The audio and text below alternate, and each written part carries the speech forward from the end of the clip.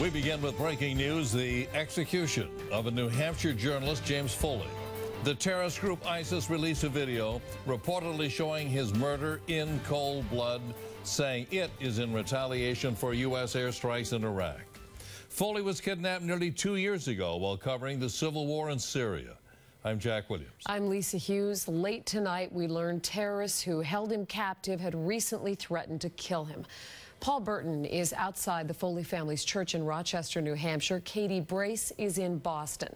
Let's begin now with Paul. And Paul, devastating news. And Lisa, Jack, just within this last hour, U.S. officials say they believe that the man in the video is in fact James Foley. This is obviously just devastating and the worst possible news the Foley family could possibly receive. Their son, who had been kidnapped, now murdered in cold blood, and the video then posted on the internet.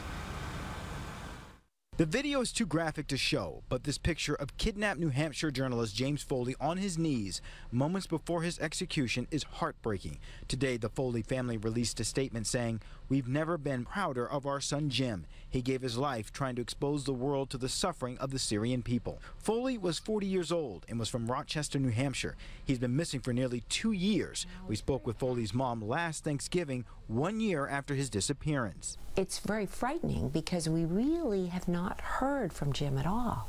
No ransom requests, no calls, nothing.